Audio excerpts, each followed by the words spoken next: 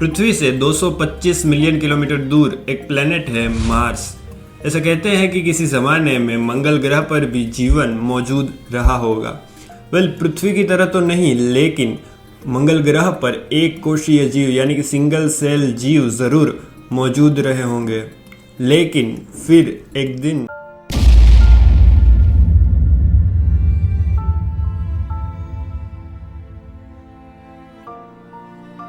पृथ्वी से इंसानों को भेजकर मार्स को कॉलोनाइज करने की बात पिछले कुछ सालों में काफ़ी चर्चा में रही है। लेकिन क्या सच में इंसानों को पृथ्वी से सीधे मंगल ग्रह पर पहुंचाया जा सकता है? और क्या इंसान मंगल ग्रह पर सरवाइव भी कर सकते हैं?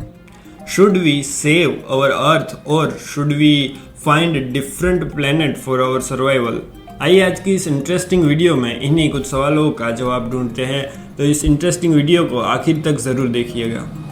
It would be the longest trip by astronauts in space ever, and it would be filled with unprecedented challenges. Given the choice of dying on Earth or dying on Mars, I'd say, yeah, sure, I'll die on Mars. Mars is one of the closest habitable planets to Earth. आइए सबसे पहले ये जानते हैं कि आखिर इंसानों की सोच इस दिशा में गई ही क्यों कि हमें एक मल्टी प्लैनेटरी स्पीसीज बनना चाहिए। ऐसा इसलिए क्योंकि इंसानों ने पृथ्वी पर गंध मचा रखी है। हमारे बायोलॉजी के एक प्रोफेसर थे, वो ऐसा कहते थे कि पहले जब पृथ्वी पर सारे पेड़ पौधे और बाकी प्रजातियां रही होंगी तब उन्हें अपनी मौजूदगी का अहंकार आ गया होगा। इसीलिए बनाने वाले ने इंसान की रचना की, क्योंकि इंसान जब से पृथ्वी पर आया है तब से बाकी प्रजातियों और एनवायरनमेंट को नुकसान पहुंचाता ही जा रहा है। वो तो ऐसा व्यंग्य करते थे, लेकिन ये बात भी सच ही है कि हमने पृथ्वी पर इतना ज़्यादा एनवायरमेंटल डैमेज कर दिया है कि उसे रिकवर करना बिल्कुल बहुत ही मुश्किल है। ग्लोबल वार्मिंग तेज़ी से बढ़ती ही जा रही है और उसे कम करने के लिए हम कुछ भी प्रयास नहीं कर रहे हैं। हालांकि बहुत सारी समिट्स बुलाई ज़रूर जाती है एनवायरनमेंट को बचाने के लिए, और वहाँ पर उस समिट पर जाने के लिए रास्ते बनाए जाते हैं जंगलों को काट कर। मतलब आदमी फूलों की लाशों में ताजगी चाहता है, फूलों की लाशों में ताजगी चाहता है। जिंदा है तो आसमान में उड़ने की जिद है, मर जाए तो सड़ने को ज़मीं चाहता है आदमी। अगर ऐसा ही चलता रहा तो आने वाले कई सालों बाद पृथ्वी रहने लायक ही नहीं बचेगी। हम इतना सारा पोल्यूशन फैला चुके होंगे। इसीलिए कई वैज्ञानिकों ने एक अल्टरनेट प्लेनेट ढूंढने की सोची जहां पर हमारा जीवन फिर से बसाया जा सके। और ऐसा ही एक प्लेनेट है हमारा नज़दीकी प्लेनेट मार्स, यानी कि मंगल ग्रह। और इंसानों का मल्टीप्लैनेटरी होना उनकी पूरी प्रजाति को एक्सटिंक्शन से भी बचाएगा। और क्योंकि पृथ्वी पर रिसोर्सेज बहुत ही सीमित मात्रा में है, इसीलिए भविष्य में अगर रिसोर्सेज की भारी कमी देखी जा सकती है तो दूसरे ग्रहों से हमारे लिए रिसोर्सेज मंगाए जा सकते हैं। इंसानों का मल्टीप्लैनेटरी होना उनकी पूरी प्रजाति के लिए असीमित संभावनाओं के दरवाजे ज़रूर खोल देगा। इतने बड़े ब्रह्मांड में सिर्फ हमारे ही सूर्यमंडल में, और हमारे सूर्यमंडल में भी हमारा ही ग्रह ऐसा है जहाँ पर जीवन मौजूद है। पृथ्वी पर ही सिर्फ ऐसा तापमान है, इतना ज़्यादा पानी है और ऐसा एनवायरनमेंट है कि यहाँ पर जीवन पनप सके। लेकिन आज से लाखों सालों पहले पृथ्वी पर जब जीवन की शुरुआत हो रही थी, शायद उससे भी पहले मंगल ग्रह पर जीवन मौजूद हो सकता है। और ऐसा भी कहा जाता है कि मंगल ग्रह का सरफेस भी पानी से भरा हुआ था। ऐसा कहा जा सकता है कि मंगल ग्रह पर पृथ्वी पर जैसा जीवन है उस तरह का तो नहीं, लेकिन मंगल ग्रह पर एक कोशीय जीव तो ज़रूर रहे होंगे।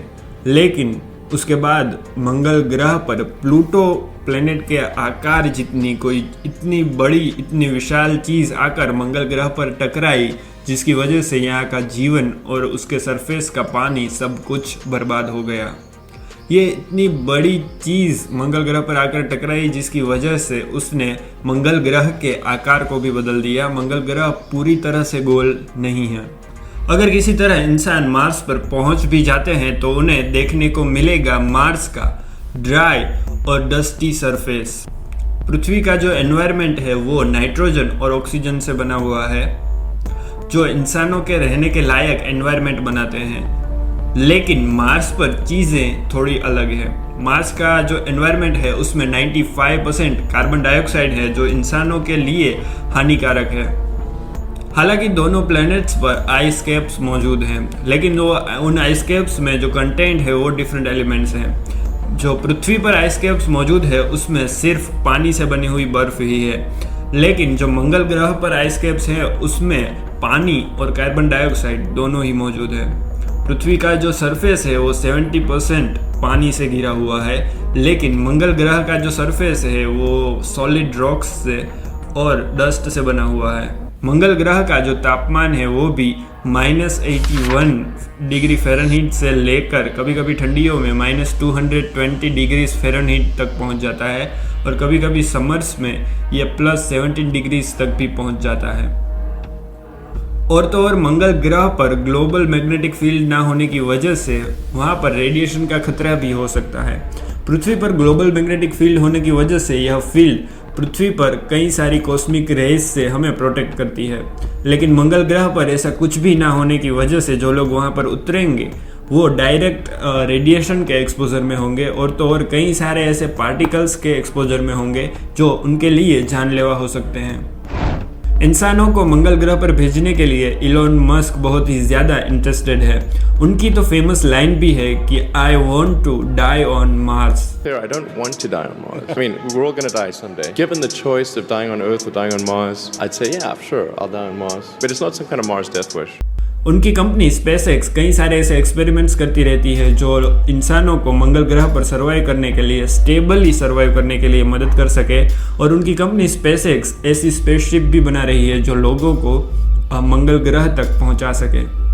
इंसानी सभ्यता को मंगल ग्रह पर पहुंचाने के लिए नासा और एलोन मस्क की कंपनी का ये जॉइंट मिशन है। उनका ये मिशन 2030 में इंसानों को मंगल ग्रह पर भेजेगा, और उनका ये मिशन लगभग 500 दिनों तक लंबा होगा। लेकिन जो एस्ट्रोनॉट्स वहाँ पर उतरेंगे उनके लिए ये सफ़र और वहाँ पर सर्वाइव करना बिल्कुल भी आसान नहीं होगा। इसीलिए सबसे पहले वहाँ पर एस्ट्रोनॉट्स, जैसा कि मैंने पहले ही बताया, वहाँ के उस प्लेनेट का एनवायरनमेंट भी ऐसा नहीं है, इसीलिए एस्ट्रोनॉट्स से पहले वहाँ पर रोवर्स के ज़रिए रोबोट्स को भेजा जाएगा जो मार्स के ही मटेरियल्स से वहाँ पर शेल्टर तैयार करेंगे, और जो हमारे भेजे हुए एस्ट्रोनॉट्स होंगे वो वहाँ पर उन्हीं शेल्टर्स में रहेंगे। और क्योंकि मार्स का एनवायरनमेंट और रेडिएशन जैसे बहुत सारे खतरे हैं, इसीलिए जो एस्ट्रोनॉट्स वहाँ पर जाएंगे वो इन शेल्टर्स के अंदर ही रहेंगे, वो वहाँ पर बाहर नहीं निकल सकते। वहाँ पर जो एस्ट्रोनॉट्स जाएंगे उनके लिए खाने का इंतज़ाम उन्हें उन्हीं प्रेशराइज्ड शेल्टर्स के अंदर सब्जियाँ उगा कर करना होगा। लेकिन वहाँ पर सबसे बड़ी समस्या होगी एस्ट्रोनॉट्स के लिए ऑक्सीजन तैयार करने की। उनके लिए इलेक्ट्रिसिटी की समस्या भी रोबोट्स के ज़रिए एक सोलर फार्म तैयार करके की जा सकती है, लेकिन सबसे बड़ी समस्या, जैसा कि मैंने पहले ही बताया, ऑक्सीजन की होगी। और एस्ट्रोनॉट्स के लिए ये जो ऑक्सीजन की समस्या है उसे काफ़ी हद तक कम किया जा सकता है नासा का जो एक्सपेरिमेंट है मॉक्सी एक्सपेरिमेंट के ज़रिए। नासा के मॉक्सी एक्सपेरिमेंट में बेसिकली मंगल ग्रह पर जो 95% कार्बन डाइऑक्साइड है उसे ऑक्सीजन में बदलने का प्रयास किया जाता है।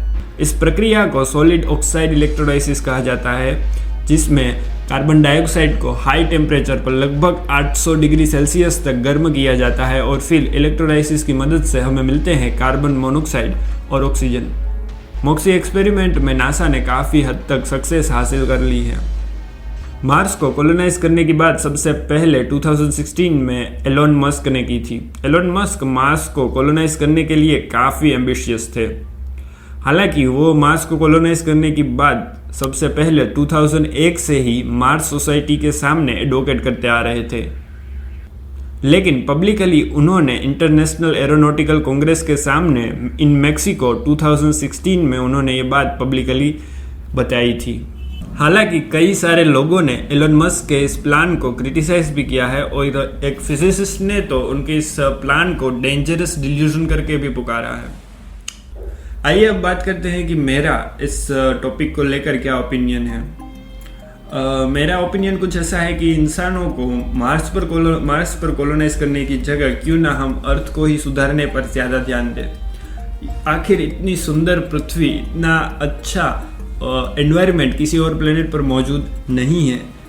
बिल्कुल मार्स पर सर्वाइव ज़रूर कर सकता है इंसान, लेकिन इतना अच्छा एनवायरनमेंट, इतनी अच्छी प्रकृति वहाँ पर भी मौजूद शायद नहीं होगी।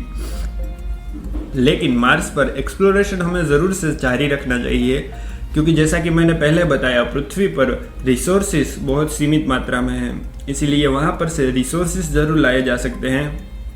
लेकिन इंसानों को वहाँ पर भेजना या पूरी मनुष्य की प्रजाति को वहाँ पर ले जाना बिल्कुल भी पॉसिबल नहीं है।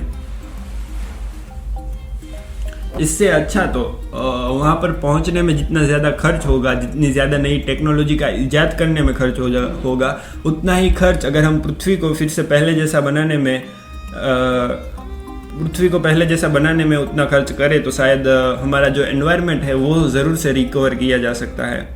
ये पता है, बिल्कुल वैसी ही बात हो गई कि अगर आपका एक कमरा है वो आपकी लेजीनेस की वजह से बिल्कुल ही गंदा हो चुका है, और आप इस प्रॉब्लम का सॉल्यूशन किस तरह से ढूंढते हैं कि क्योंकि आपका कमरा गंदा है, वो भी आपकी ही कमी की वजह से, आप इस कमरे को ठीक करने की बजाय आप एक नया कमरा ढूंढ लेते हैं। हर बार जब ऐसा होता है कि जब आपकी लेजीनेस की वजह से आपका कमरा गंदा हो जाता है, तो क्या आप नया कमरा ढूंढते हैं? बिल्कुल नहीं।